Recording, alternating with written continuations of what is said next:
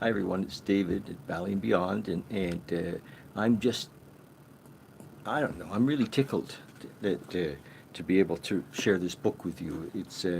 We're reading today from Dr. David Hawkins' Letting Go, and there's a reason I'm doing this, and it isn't because I don't have anything else to do. It's because I really believe that the doc, we call him the doc, uh, he just laid it out so well.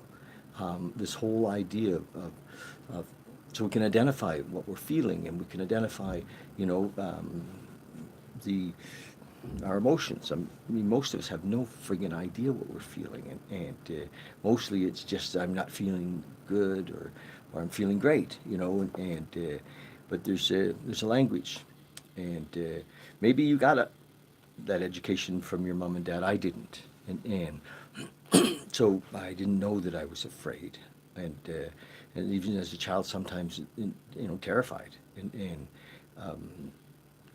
that terror is still there sometimes, and and and how through reading his stuff, for the last 10 years, and through other work that I've done, I'm able to just be free, of fear and guilt and shame, and know that we're all doing the best we can, and if we're coming from a higher place, if we're coming from love, and the idea of making a difference in service, and we're, it's amazing. So this is it, letting go. We've been reading, we've covered a whole bunch of different things, grief, apathy, depression. So this is, he mostly writes about the lower levels. We covered the mechanism of letting go, how when emotion comes up, we don't repress it or suppress it or escape from it, or, we actually you know, let it come up, and feel it, and then just let it go. And we recognize that it won't hurt us, and we let go of even the fear of the emotion, and let go of the fear of fear. Um, so it's pretty amazing. Talking about freedom here, baby, and it's a bit of work, but worth it. So I encourage you. You can. There's a link here. You can get one of these books. Click the link and go to Amazon and have it sent to you. I had a friend go down to the library, and the library in Calgary had like 5 copies. They're all out, and there's 15 people on the waiting list for this book at the library. So I suggest you go to Audible or follow the link that we've got for you, and get a copy. It's amazing. We've got to have some other books on our list too, aren't we, Earl? And we've been working on that for a while. There's so much to do. Um, okay, here we go. I guess can't wait till you get shoes that I'm so excited about the possibility of finding you some indoor shoes. Uh, we're gonna get indoor shoes. Earl has these big boots he wears to work out every day, and anyway, indoor shoes. Okay, here we go. Chapter 6, page 86. Fear. The many faces of fear are familiar to us all. We have free floating anxiety and panic. We have been paralyzed and frozen by fear, with its accompanying palpitations and apprehensions. Worries are chronic fears. Paranoia is its extreme. In milder forms of fear, we are merely uneasy. When it's more severe, we become scared, cautious, blocked, tense, shy, speechless, superstitious, defensive, distrustful, threatened, insecure, dreading, suspicious, timid, trapped, guilty, and full of strange fright. There's fear of pain and suffering, fear of living, fear of loving, fear of closeness, fear of rejection, fear of failure, fear of God, fear of hell, fear of damnation, fear of poverty, fear of ridicule and criticism, fear of being trapped, fear of inadequacy, fear of danger, fear of disapproval, fear of boredom, fear of responsibility, fear of making a decision, fear of authority, fear of punishment, fear of change, fear of loss, fear of violence, fear of losing control, fear of feelings themselves, fear of manipulation, fear of being found out, fear of heights, fear of sex, fear of being on our own, and being responsible, and fear of fear itself, to name a few. Wow, it's funny because sometimes I can't even tell. There's just a kind of a low grade anxiousness sometimes that can be there, and I have to pay attention. That's consciousness really is about paying attention and being present. Consciousness isn't something outside of us. It's about being here, being aware. Now, there is, moreover, a cause of fear of which many people are unaware: the fear of retaliation. This fear arises from the desire to strike out, to hit back, and to attack. And as we let go of fear, we find that behind it, there's often anger at the object of fear itself. The willingness to let go of the fear and overcome it already moves us up to the next level, which is anger. The fact that we can face this combination of fear and anger and feelings and surrender. Let me try that again. The fact that we can face this combination of fear, anger, feelings, and surrender, it moves us instantly up to pride and courage. Wow. The fear of public speaking. So he's picked a particular fear and he's going to talk about it. And this is one many of us have had, and the fear of public speaking. One excellent experiment is to let go of the fear of fear itself. When we stop being afraid of fear, we notice that it's just a feeling. In fact, fear is far more tolerable than depression. Surprisingly, to a person who has been in a bad depression, the reemergence of fear is welcomed, and it is better to feel scared than hopeless. To understand how fear is self-reinforcing, we have to stop and look at another one of the laws of consciousness. What one holds in mind tends to manifest. What one holds in mind tends to manifest. What this means is that any thought which we constantly hold in mind and constantly give energy to will tend to come into our life according to the very form in which our mind has held it. Thus, fear engenders fearful thoughts. And the more we hold these thoughts in mind, the more likely the feared event will happen in our life, which again reinforces our fear. Shit, eh? I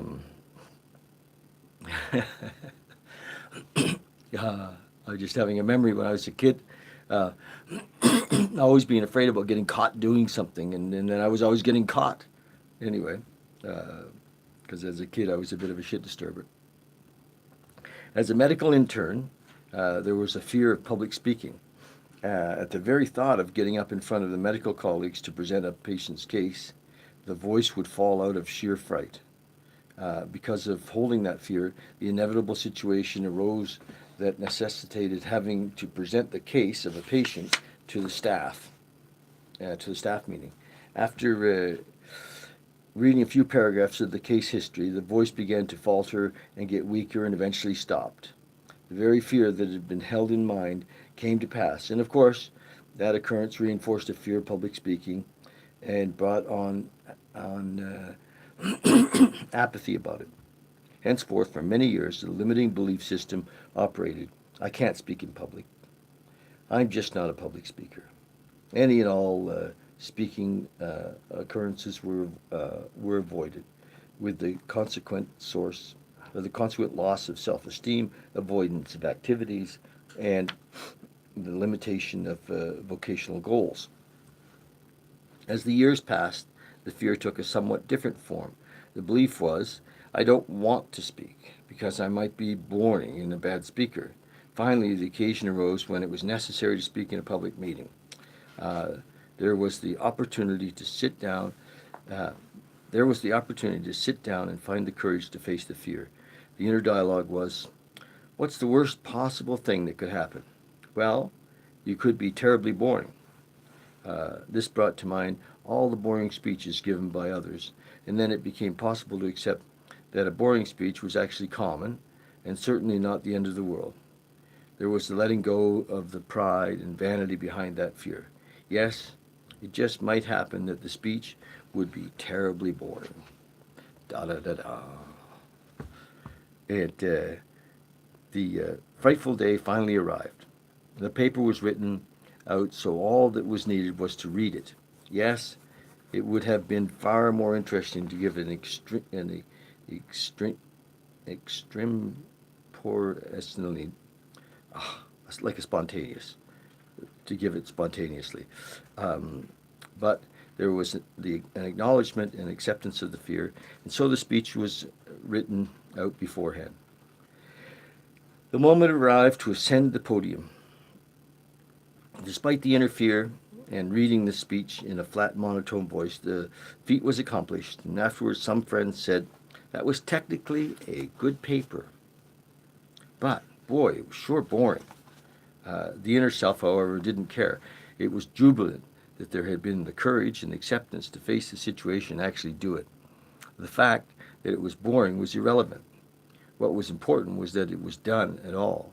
Self-esteem increased because the fear and the inhibition had been overcome, and speaking engagements no longer had to be avoided. In fact, the practice developed to begin all persistence. The practice developed to begin all presentations with a warning to the audience. I'm one of the most boring speakers around, and in fact, I can be quite tedious. Surprisingly, this brought a laugh from the audience. Their laughter signified acceptance and our common humanness, and so the fears were lifted. It was discovered that humor is valuable in public speaking. It is a way of just being at one with the humanness of the audience and discovering their compassion. Once we are united with them in compassion, we can feel their encouragement as they cheer us on. We love them for relieving our fear and accepting us.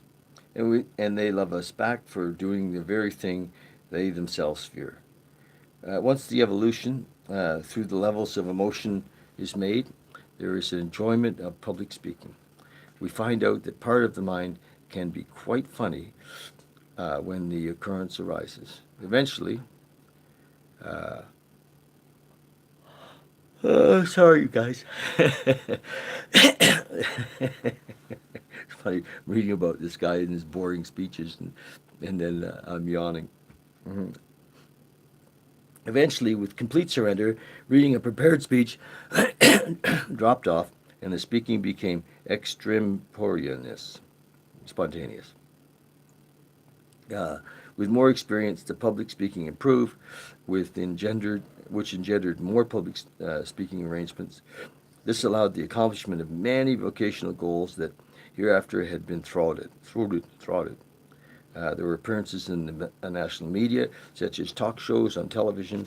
The long step from being too frightened even to read a case history in front of a few interns to enjoying oneself speaking on a television network to millions of viewers on the Barbara Walters show. Barbara Walters had a show, like a talk show, years ago.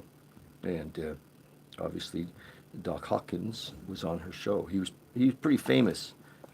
His clinical work and very famous guy in his day. Anyway, uh, we all derive great benefit for liberating ourselves out of the fearful inhibition into successful functioning, because that learning process automatically spills over into many other areas of life. We become more capable, freer, and happier, and with that, there is an inner peace of mind. The healing effects of love. Fear is so pandemic in our society that it constitutes a predominant ruling emotion in our world, and we know it. And as we know it, fear was also the predominant. Fear was also the predominant emotion among the thousands of patients treated during the decades of clinical practice. Fear is so extensive, takes so many forms, that there are not enough pages in this book to enumerate all of its varieties. Fear is associated with our survival, and so it is given a special accord in our minds. For most people, fear is so all pervasive that their life really constitutes one giant set of compens- compensatory compensatory devices to conquer their fears. However, this did not suffice. This does not suffice. So the media presents us over and over again with fearful situations, as in this morning's news. The terrorist group threatens to poison our food supply. Such headlines are constant, as though to give the mind further opportunity to master that most dreaded of all emotions. As the lyrics of the song put it, we are caught between a fear of living and fear of dying. Caught between the fear of living and fear of dying.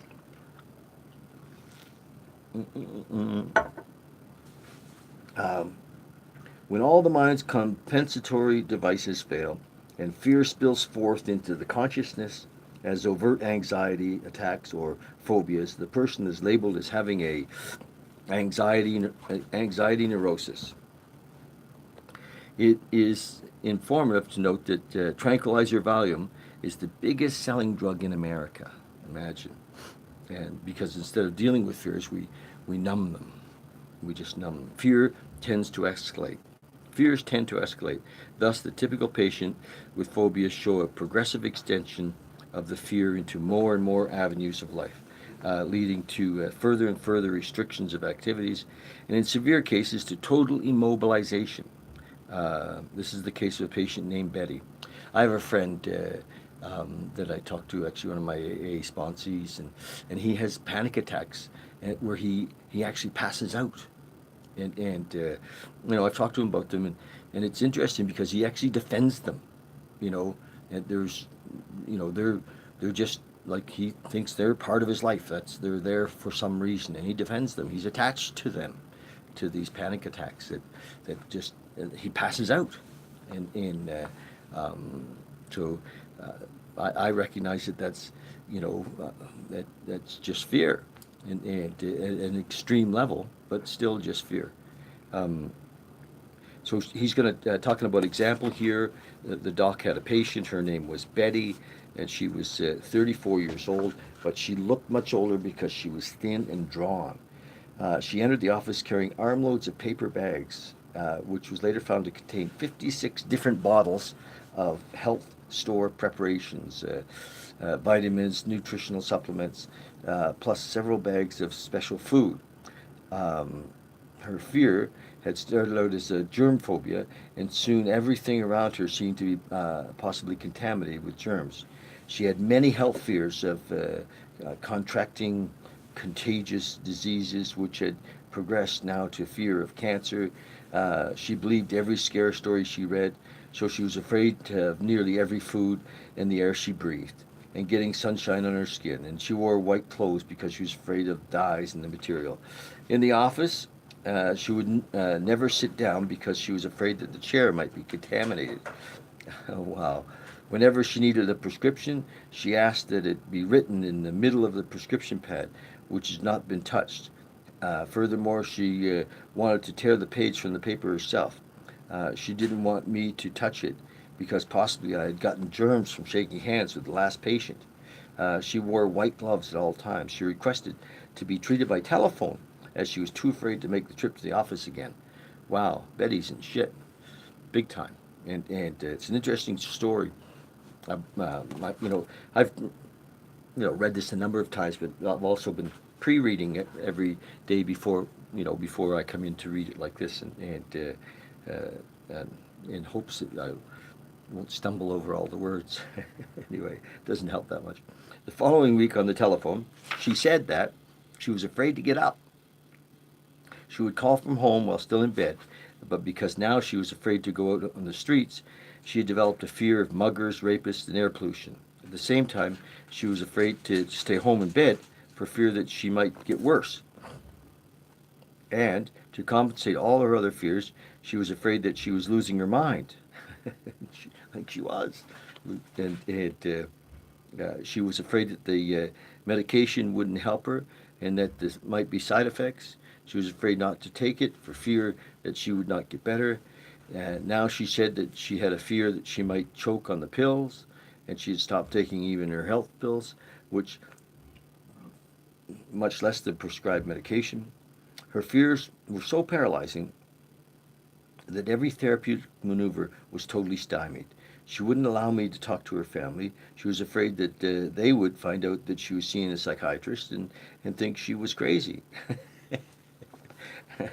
Oh my gosh. Um, I was totally baffled and racked my brain for weeks on how I could possibly help her. Finally, I let go. I experienced the relief of surrender in that I had just totally given up. There's absolutely nothing I can do to help her. The only thing left to do was just to love her. Exciting. Um, and so that's what I did. I just thought of her lovingly, and frequently I sent her loving thoughts. Uh, I give uh, I give her as much love as I could possibly give when we talked on the telephone, and finally, after a couple of months of loving therapy, she got significantly better and came to the office. As time went on, she improved, and her fears and inhibitions began to diminish, though she never did develop any insight. She was too afraid of talking about psychological things, psychological matters. She said, and so after the months and eventually years of treatment, the only thing I ever did was to love her. What a great idea to have a list of people, your own love list. I call it a love list. Write down the names of people in your life and take 10 minutes or 15 minutes in the morning and just send love to people and people that you work with yeah, customers or family or exes. Oh, send love to exes. Lots of love to all exes. And it's an amazing thing that could happen if you just send loving thoughts. We're putting it out into the world.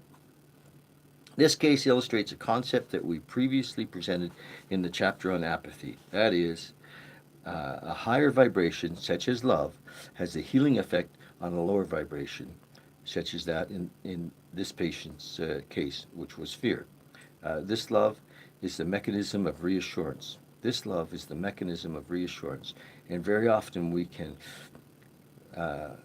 quiet another person's fears by our mere physical presence, and by the loving energy that we project to them, and with which we surround them.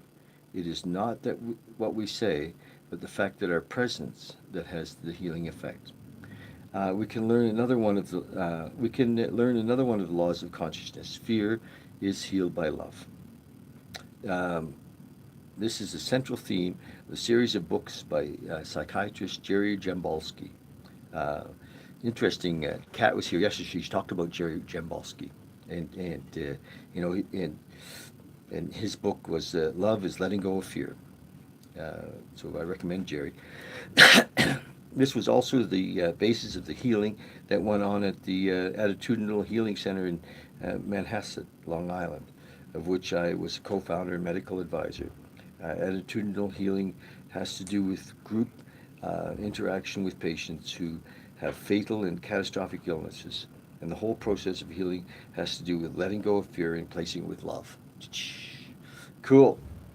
Um, this is the same mechanism of healing demonstrated by the great saints and illuminated healers, those whose very presence has the power to heal because of the intense vibration of love which they radiate.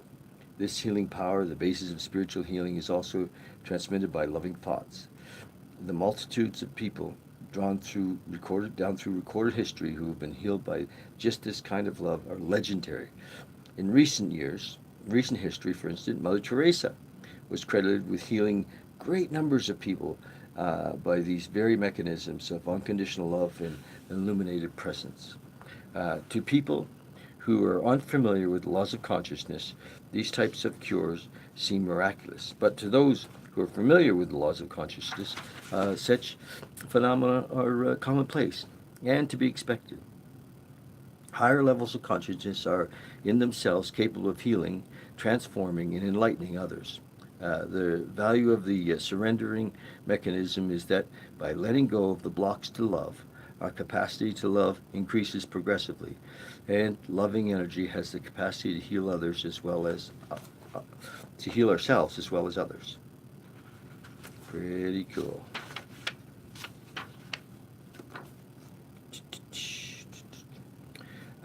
The only drawback of these types of healings is that often the healing is sustained while in proximity to the person capable of radiating high levels of love. But the illness returns when people leave that presence, unless they themselves have learned to elevate their own consciousness. Um, Years ago, I spent quite a bit of time with the teacher who I really loved, and his name was Paul. And we would be with Paul. We'd go as a group and be with Paul in California or Mexico or Germany, or I, got to be with him in group lots. And he could just, you could feel it. Somehow he transmuted he did, this feeling of love in the room, in the space that we were in, and it was phenomenal. And it would like affect time. It was really something. We'd be there like 2 days, and it felt like we'd been there for a month. Everything else would disappear, and we were really wrapped in Paul's love, and lots of healing happened there. Lots of people dropped all kinds of old belief systems and old fears, and it was it wasn't in so much in what he said, but just in the energy that we were bathed in. And for those of you who were there, you remember. And I think lots of times that happens with great teachers. I know folks that hung with Osho. That was the thing. Osho's love was amazing, and they felt that love. Where was I? Well, you might ask, if sending loving thoughts has a healing power, how come we see all the sick people in hospitals whose families are so solicitous? Why does the love of their family not heal a patient? The answer is to look at the kinds of thoughts that are being sent by the family to the patients. As you examine them, you will find that they are primarily thoughts of anguish and fear, accompanied by guilt and ambivalence. So the family's not actually there in love; they're there in fear. They're there in concern. They're there in sometimes in guilt, and so I think that bringing love to the hospital is probably the highest place. We might picture love to be like the sunlight. We might picture love to be like the sunlight, and negative thoughts to be like the clouds, whereas our higher, greater self is like the sun. All the negative thoughts, doubts, fears, anger, and resentments that we hold dim the light of the sun, and finally the light comes through only weakly. It was Jesus Christ who said that we all, with faith, potentially have the power to heal. The saint, or person of higher consciousness, is by definition one who has removed the clouds of negativity and radiates the full healing power of the sun. Imagine. Just, that's it. We're already it. So we just need to clear away the debris so that we can shine through. So simple. So simple. Negativity and radiates the full healing power of the sun. That is also why the saintly beings have such magnetic power, that they attract multitudes through their physical presence. As an example, when the late Indian saint Sri Rama Maharshi had a birthday, 25,000 people stood in the sweltering tropical sun, shoulder to shoulder, in one solid mass to celebrate his presence and wish him well. Imagine. As we constantly let go of resisting our fears and allow them to be surrendered, the energy that was tied up in the fear is relinquished and now becomes available to shine forth as the energy of love. Therefore, unconditional love has the greatest power of all, and that love is the power of the celebrated saints. Unconditional love is also the power of the mother and of the father, the presence of whom is so essential to the child's learning to love as they grow. It was Sigmund Freud who observed that the most fortunate thing that can happen to us growing up is to be our mother's favorite child. Imagine. Hopefully you were your mom's favorite child. Were you your mom's favorite child? That's bullshit. I'm going to ask her. She's going to say, Earl, oh yeah. I don't think I was my mom's favorite child. My poor mom was in fear a lot. It was hard for her to shine the love. And many of us, were brought up in families where it was hard for our parents, and they were trying to figure out life, and hadn't really matured and didn't understand how to get out of these emotions, and out of grief and out of fear and out of anger, and so they had that, and for sure, I grew up in an angry home. There was a lot of anger and fear, and so it's been a lifetime of clearing away this debris, so that love can shine through. Anyway, I'm excited about that. Love this chapter. Okay, stepping forward, most fortunate, yes, yes, yes. And what about those of us who did not have the fortunate experience of being bathed in unconditional love as we grew up? This was commonly held.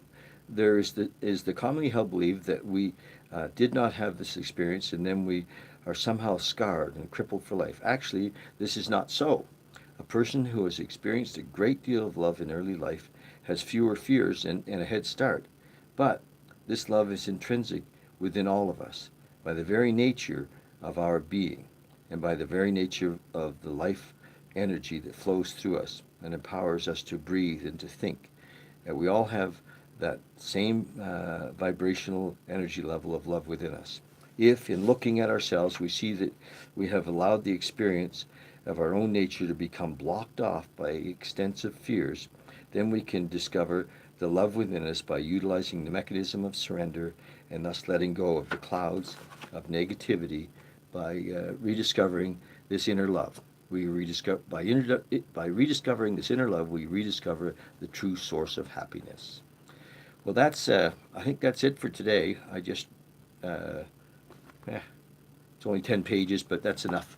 I think it just I really love what we read there, and the next subtitle in this chapter on fear is owning the shadow. So we'll get to owning the shadow, and it's clearly another 10 or 12 pages tomorrow. Love it. Hope you're enjoying this, and hope that possibly you're getting something from it, and love it if you make a comment, if you're watching this and you make a comment, if any of it rings true for you, or share this, or follow us on YouTube and subscribe to our channel. Also, come down and visit us at the shop, call, or whatever you want. Let's stay in touch, and we have meditation here on Monday nights at 6:30. Come and meditate with us. I think meditating in a group is healthy. It's good, and remember, we have these our little meditation stools, and all the stuff that's on our website. We're at valleyandbeyond.ca. Check in on our website and have a look at that. Who's coming in this afternoon? And don't give me these hard questions. Kareen, it's Kareen coming in this afternoon. Kareen Kilback, and Kareen's amazing. She's like a meditation teacher that has so much experience. Wow. So Kareen, if you're looking at this after the live broadcast today, if you just go back and look at some of the videos, because we're going to get Kareen to do a video with us today, but we did one with her a couple of weeks ago or last week, and she's amazing, really, really something. And I hope to work with Kareen, doing some educational videos about meditation, because she's the girl. She's really done her homework. She's studied lots of different modalities of meditation, and she can help folks get to the big why. Why should I meditate? But also, discover the how-tos around meditation. So I'm looking forward to talking to her this afternoon. Okay, love you guys. Love you, and thank you so much for hanging with us and supporting our vision. Oh, Earl's going to put up this video.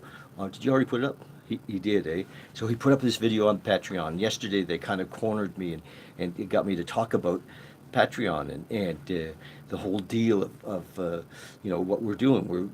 Our mission is to raise the vibration of the planet one meditator at a time. We call it Project Awakening because I think that there's lots of people who want to wake up. They're tired of living in fear. They're tired of living in the lower vibrations, and they want to live in a higher vibration. And even though ego defends those positions, if you really look deep, I think we're all looking to have be more comfortable in our own skin, to be happy, joyous, and free, and you know, and to be part of the loving community. So that's what we're doing, and that's why we have Patreon, because you know, it gives you the possibility to be part of supporting that mission, and that's it. Love you guys. Cheers. Talk to you soon. Bye.